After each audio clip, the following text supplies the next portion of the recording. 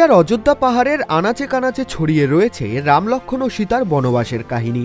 অযোধ্যা পাহাড়ে রয়েছে বিখ্যাত রাম মন্দিরও। প্রধানমন্ত্রী নরেন্দ্র মোদীর মুখেও শোনা গিয়েছিল পুরুলিয়ার অযোধ্যা পাহাড়ে সীতাকুণ্ডের গল্প।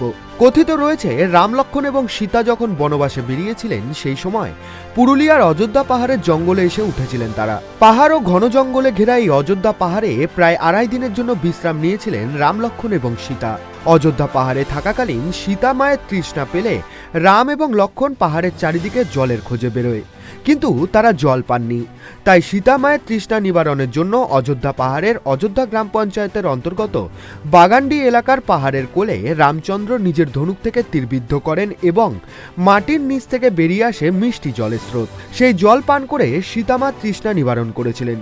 সেই স্থানটি আজও সীতাকুণ্ড নামে পরিচিত। আজও সেই সীতাকুণ্ড দিয়ে অনবরত মিষ্টি জলের স্রোত বেরিয়ে আসে। সেই জল অযোধ্যা পাহাড়বাসীর কাছে আজও পবিত্র স্থান। সেখানকার আদিবাসী সম্প্রদায়ের মানুষ শিকারে যাওয়ার আগে সেই স্থানের জল পান করে শিকারে যেতেন। হিন্দু ধর্মীয় মানুষদের কাছে তো বটেই, আদিবাসী অধ্যুষিত মানুষদের কাছেও সেই স্থান অত্যন্ত পবিত্র। সকলের বিশ্বাস সেই জল পান করলে শরীর ও মন পবিত্র থাকে। তাই আজও ভক্তি এবং নিষ্ঠার সঙ্গে সীতাকুণ্ডকে পুজো করে থাকেন অযোধ্যা পাহাড়বাসী। সীতাকুণ্ড এখানে প্রভু রামচন্দ্র বনবাসকালে 14 বছর বনবাসকালে এখানেও তিনি ছিলেন এবং এইখানে 2.5 দিন উনি ছিলেন। এখানে জলের অসুবিধা থাকার জন্য মাটির যখন এখানে একটা মাটির ছোট্ট একটা মাটির কূপ ছিল, সেখানে জল না বার হওয়ার জন্য তখন এই আপনার তীর দিয়ে এই আপনারা সীতাকুণ্ড সীতার পানীয় জলের বা ওদের পানীয় জলের জন্য ব্যবস্থা করেছেন। এখনও তার জলের ধারা দেখতেই পাচ্ছেন। মন্দিরও কি রয়েছে এখানে? হ্যাঁ, রাম মন্দিরও আছে। কি করে তৈরি হয়েছিল মন্দির? মন্দির তৈরি হয়েছিল এখানে অযোধ্যা নাম, তার সাথে অযোধ্যা মানে রামচন্দ্রকে নিয়েই তো। হ্যাঁ, এইখানের একজন ব্যবসায়ী ছিলেন তৎকালীন সুরেন জালান, 77 সাল।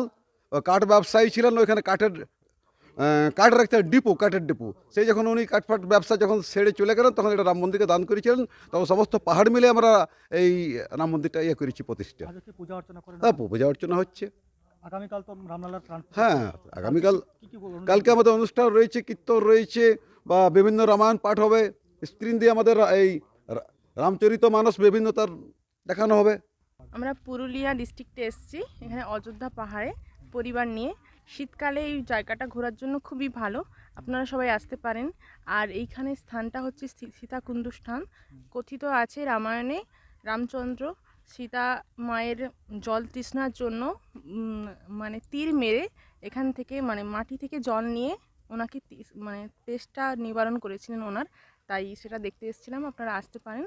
খুবই ভালো জায়গা, জায়গাটা খুবই পবিত্র স্থান, খুব ভালো।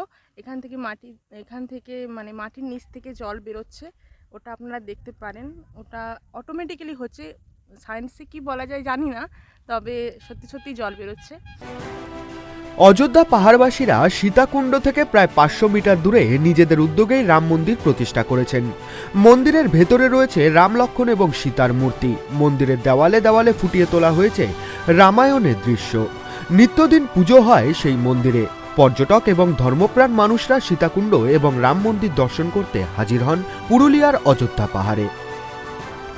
পুরুলিয়া থেকে অমিত কুমার মাহাতোর রিপোর্ট, ট্রাইব টিভি।